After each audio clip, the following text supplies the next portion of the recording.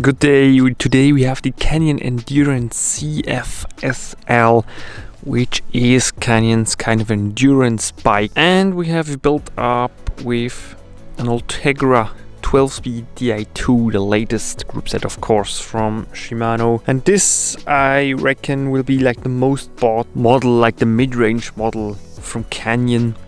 With this great group set, because it really is a great group set. Let's start with the frame.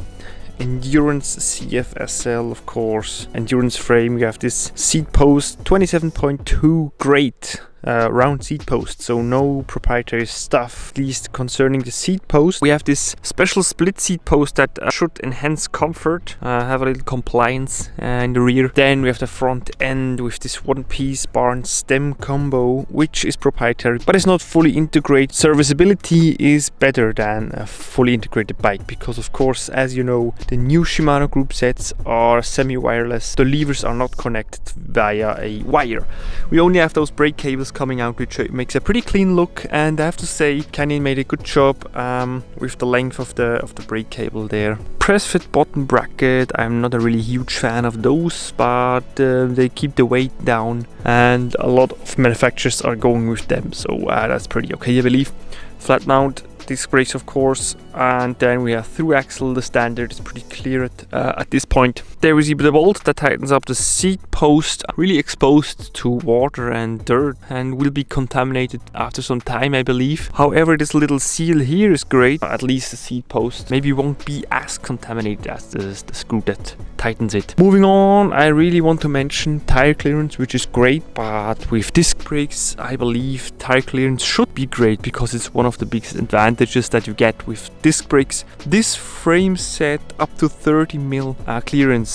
According to Canyon, we have a 28 tubeless installed that will surely grow. So we see a lot of clearance left. Also in the rear, loads of clearance, especially up here at the seat stays, no problem at all. The CFSL, this is the 8.0 by the way, Di2, comes with those DT Swiss alloy wheels. We have just the Endurance LN, which could stand for Endurance line, I'm not sure. Pretty wide rim, which is great, of course, supporting a bigger tire. Hubs are pretty basic. Also in the rear, what we do have is the ratchet free hub, which is great. Great serviceability, arguably also lighter and a bit longer lasting. I probably don't have to tell a whole lot about the Ultegra Di2 12-speed group set. Let me lose some words anyways on this. On this particular bike, we have a 52-36 in the front and 11-34 in the rear. What I really think is great is that 34 seems to be the new standard now, and if you happen to get a compact chain set, you would have 34-34, so 1-to-1 ratio, which gets you up really steep climbs. And I believe for us amateur cyclists, this is almost a must, because otherwise you would just be grinding up a mountain pass, which can really be hard. Those details here are pretty clean, protecting the through axle from any dirt from getting in, especially in the front. This is really clean. Of course, it's only a rubber cap, but a lot of effect, I believe. The cockpit, if you're interested, is the H31.